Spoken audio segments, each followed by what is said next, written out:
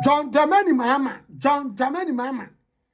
Unye serious as a president. So you serious as a president here.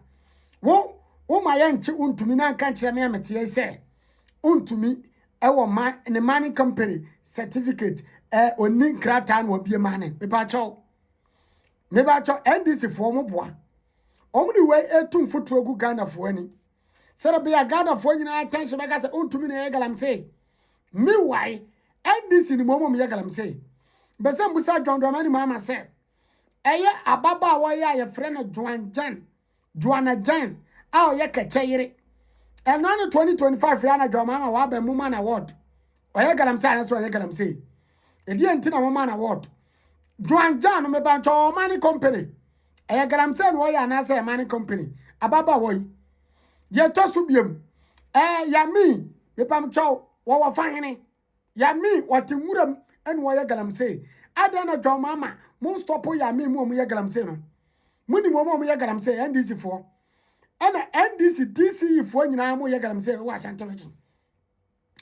rural area se wa Ghana nyina NDC DC ye galamsey especially Ashanti region ana ayi achimpatam wo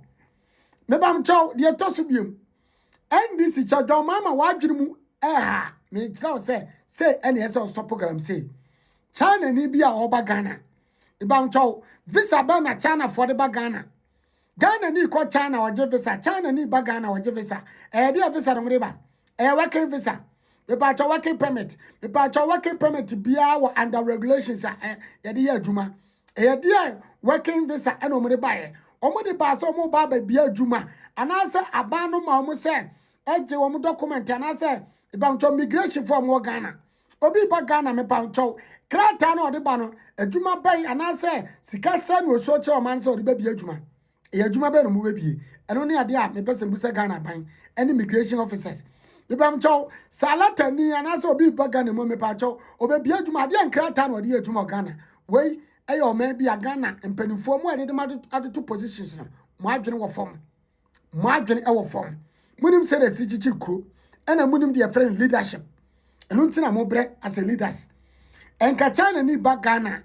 obi a free China ba Ghana ni ko China ya ma visa ya wo visa requirement no ma ese wo hia asa na ma visa anasa working permit how many years working permit ni wo akwa na afa so renew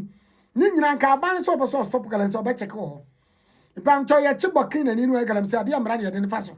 o working visa me pa cho o akonya se obedi 3 months stay wo Ghana mpa cho akonya ba na ma ne kwan se o tra Ghana no nsa me galamsey na on say yensuo ni ensase Ghana yenye serious as a country Dramama unye serious ekufo do aban try se nka o de mra eye adwuma wo wanu mu bo sha akọ she galamsey fo ukọ gina sa Joanna Jan campaign ase eno what department ese galamsey ni de munyai yentwam me bam chaw galamsey campaign mu yese mu de mu ba amnesty mu be yin konfo fra bonten ena ma ne Ghana fo ne galamsey koso gidigidi ane ba bia na akufo do amam yenye galamsey kura yeye ba bia MPP abam ne yenye galamsey kura yeye ene akoba se train kwan ba bia yedi ede say train kwan to kran ye tu de galamsey on se NDC abam se Ghana fo nsuro aban no Ghana for ensure Dramama ban because say mo message any kwa mo faso kasa kire citizens and say we are no mo makonya dawo mo bia ye de ope Ghana because say mo ni sen and say mo ni tumi a mo di wuru country as a leaders and utina galamsey yentimi fight na because you promise Ghana for say what the amnesty ebe you ma ya chi wo mu ampa ba what the amnesty you konfo Dramama you ma free prison galamsey for fan me na me ka chon omo me ya galamsey omo ye NDC for anase NDC for gidi say omo nkura bi ka wanase omo nkofo ka ho ene ye di amnesty yi omo nyina nti abusua John Dramani Mahama adwembone a ode bedi Ghana konya so no oye sure de ekoso fa galamsey ho ogo kan o say ye di IP address becho o chemi amebo odua se mu NDC ni bi tu galamsey ena mo kasa etia ohini bi mo kasa etia president bi a ye bebo odua e simple Oto wana Dramama lu pra tiahwe. Ye kura me so de na Dramama walu pre atiahwe na wo Dramama wo existe kura wasase so na alupre okonya accident ka sie bia ma wo Dramama wawu because won Ghana ho on Ghana ho and Ibrahim Mama or money company as well money company Ibrahim Mama or free body boy Asante region about your money one as well money Ghana and Sasa baby and your crew where money on I don't quite money or body boy more yard about protect my party number than Jessica and to buy Asha one and as I draw one Mamman I my bonabaso say oye female and minor me bacho or a minor or money company New Montobi Ibam Chow or company said own to be a company nana Galamsay and Waye Galamsay and Waye and so get not to parliament more than the we are oh child to me and I Yakoya and lances him winning craters or their money I conta money no more frustrated year Ghana for just like that wa bra NDC for me see ya me muti in wuram no me de metro for gunguram no mu sensuo NDC for them say ba wo mia e ba wo ma ba be gu NDC for them say wo ntimi mfa e se dun katia eru na drusu me pam chow obi am face ba wo mia Julius Debra omutimi mfa ne face ba wo mia nti wo ma wo say no de obi a won to Galamsey ana besiu